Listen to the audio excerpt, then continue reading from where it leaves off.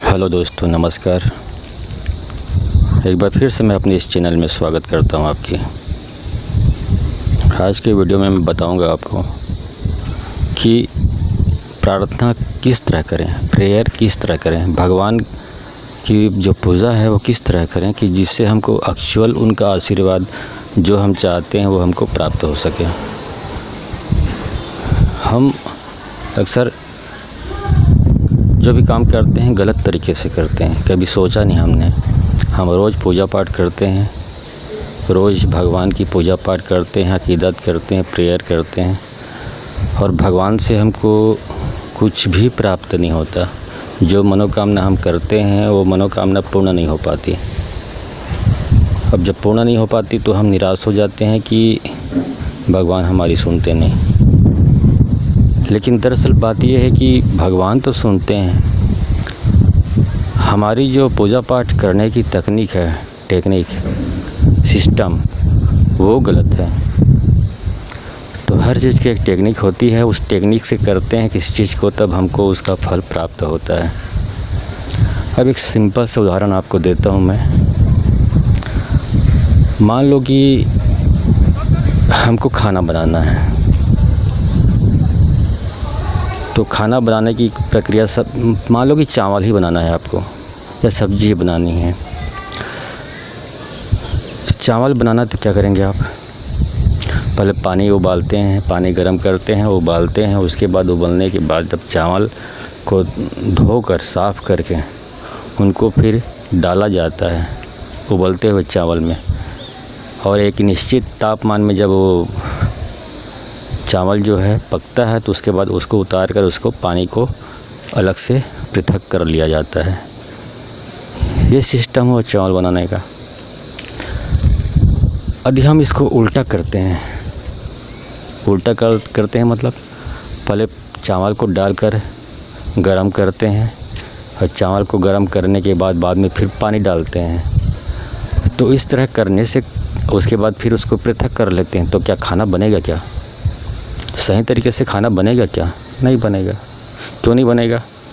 क्योंकि हमने गलत टेक्निक अपनाई है। तो गलत टेक्निक अपनाई है तो सही काम कैसे हो पाएगा? नहीं हो पाएगा ना।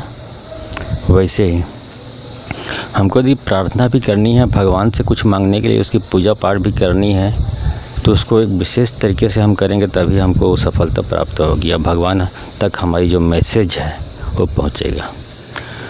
तो दोस्तों, आज मैं उसी चीज़ के बारे में बताने जा रहा हूँ कि वास्तव में टेक्निक जो शास्त्रों में बताया गया, मेरी टेक्निक नहीं है ये, मेरी टेक्निक नहीं। जो शास्त्रों में, हमारे ग्रंथों में, जो हमारे ऋषि मुनियों ने, जो विद्वान थे, बहुत प्रकांड विद्वान थे, उन लोगों ने बताया हुआ है, उन्हीं को मैं आपको समर्पित कर रहा हूँ।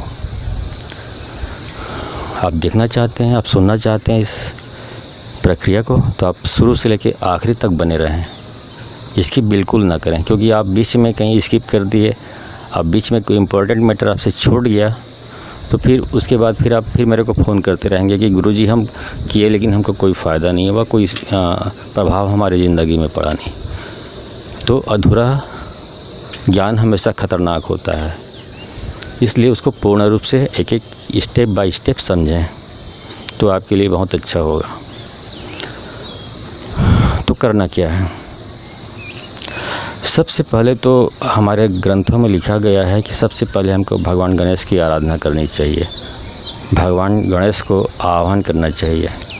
इसीलिए शुरू में जब हम पूजा करने बैठे हैं तो सबसे पहले हमको सर्वप्रथम भगवान गणेश की स्तुति करनी चाहिए। और उसके लिए मंत्र कौन सा है? मंत्र बता रहा हूँ मैं। आम मंत्र है, आम चीज़ है, लेकिन हम गलत तरीके से यूज करते हैं, इसीलिए उसका प्रभाव हमारे ज़िंदगी में अच्छा जो वो वरदान कहना चाहिए वो नज़र नहीं आता। तो भगवान गणेश को सबसे पहले पुकारेंगे, उसको प्रार्थना करेंगे, आवाहन करेंगे, और मंत्र उसका ये है, ओम श्री गणेशाय नमः, ओम वक्रतुंड महाकाय सूर्यकोटि समप्रभा निर्विघ्नं कुरु मे देव सर्वकार्येषु सर्वदा एकदंतो महाबुद्धिः सर्वज्ञ गणनायक सर्वसिद्धि करो देव गौरी पुत्र विनायक। एक माला भगवान गणेश के इस मंत्र का हम जाप करेंगे। अब इस मंत्र को जाप करने के बाद मंत्र को जाप किया, सामने में भगवान गणेश की हम प्रतिमा रखेंगे।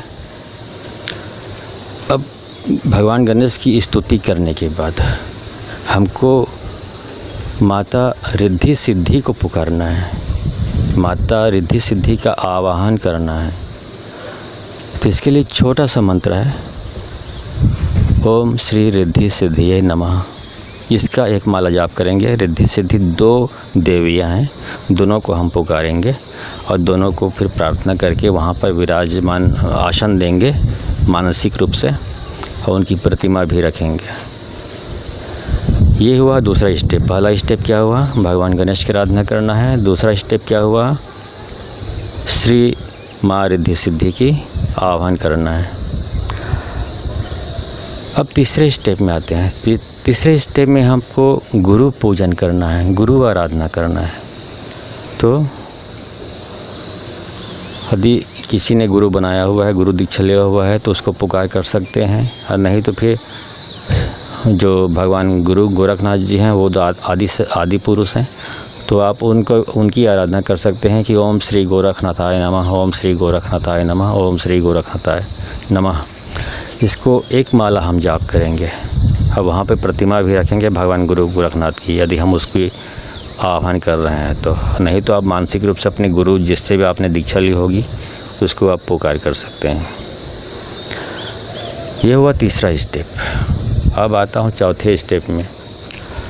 चौथा स्टेप है आपका भगवान शंकर जी को बुलाना, भगवान शंकर की स्तुति, भगवान शंकर का आवाहन करना। तो भगवान शंकर को आह्वान करेंगे तो सिंपल सा मंत्र है, ओम नमः शिवाय, ओम नमः शिवाय। इसी को एक माला जाप करेंगे और भगवान शंकर की पूजा करेंगे। ये 4 स्टेप इम्पोर्टेंट है। अब इन 4 स्टेप करने के बाद, हाँ एक चीज़ मैं भूल रहा हूँ, इसमें जब हम भगवान गणेश की जब शुरुआत में स्तुति आह्वान करेंगे तो जो मंत्र मैंने बताया ओम श्री गणेशाय नमः वाली, उसको हम एक माला जाप करेंगे। उसके बाद हम भगवान गणेश जी से प्रार्थना करेंगे कि हे बुद्धि के दाता,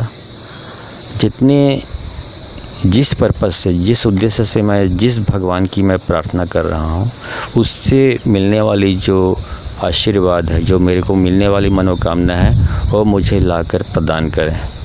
तो भगवान जिस भी भगवान की हम प्रार्थना करते हैं मनोकामना प्राप्त करने के लिए, वो डायरेक्ट हमको नहीं देते, वो भगवान गणेश के थ्रू ही हमको मिलता है, उसी के माध्यम से मिलता है। तो उससे हम भगवान गणेश से प्रार्थना करेंगे कि आप मेरे को जो आशीर्वाद मिलने वाली है इस देवता से, उसको मुझे लाकर आप प्रदान कीजिए, तो आपकी बहुत बड़ी मेहरबानी होगी। तो आप इतनी कृपा कीजिए। नहीं तो आपको माता रिद्धि सिद्धि की दुहाई इस तरह बोलना है, शुरुआत में ही बोलना है आपको, अभी बता रहा हूँ मैं।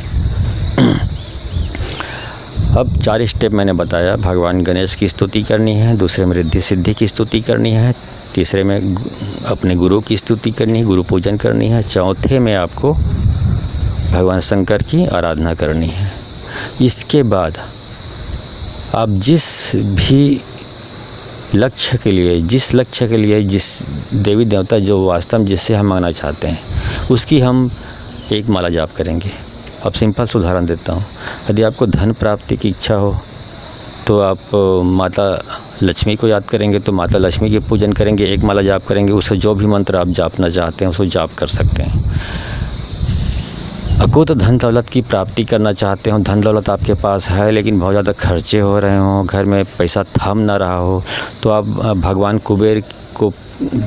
कुबेर की पुकार कर सकते हैं, एक माला उसकी जाप कर सकते हैं। या और किसी अच्छे स्वास्थ्य के लिए आपको प्रार्थना करना है तो भगवान अश्वनी कुमार की हम प्रार्थना कर सकते हैं। कोई कहीं से किसी से परेशानी है हमको, तो हम माँ दुर्गा की, माँ काली की आराधना कर सकते हैं। तो इस तरह से करेंगे तो जो हमारी जिस लक्ष्य के लिए हम कर रहे हैं, वो देवी देवता जो भी है, भगवान है, वो भगवान गणेश के थ्रू हमको वो चीज़ प्राप्त होगी। तो ये है वरदान प्राप्त करने का, मनोकामना पूर्ण करने के लिए सही प्रार्थना करने की टेक्निक, पूजा करने की सही टेक्निक ये है। और बाकी जहाँ तक बात उसके जो पूजा पाठ के तरीके हैं, जो सामग्री लगती है, वो तो आम तौर पे वही है जो होता है। मतलब वही अगरबत्ती, गुग्गुल, धूप, दुर्वा होना चाहिए वहाँ पे पवित्रीकरण करने के लिए। सुगंधित अगरबत्ती होना चाहिए, चारों तरफ इत्र का छिड़काव करना चाहिए, ताकि वहाँ का माहौल, जिस कमरे में आप पूजा पाठ कर रहे हैं, वहाँ का माहौल बहुत ही आध्यात्मिक होना चाहिए। तो इन सब चीज़ों का आपको गौर करना है आपको। साथ ही आपके कपड़े भी बहुत उज्ज्वल, साफ़ सुथरा होना चाहिए। जैसे पाया वैसे तरीके से आपको नहीं बैठना है। सही अच्छे आसन पे, साफ़ सुथरे आसन पे बैठना है आपको। तो इन सब चीज़ों का ख्याल करेंगे तो बिल्कुल आप जिस लक्ष्य के लिए, जिस उद्देश्य के लिए आप प्रार्थना करेंगे, भगवान से उस चीज़ की प्राप्ति अवश्य होगी। ठीक है, धन्यवाद। अपनाइए, इसको करके देखिए और फिर मुझे बताइए। धन्यवाद।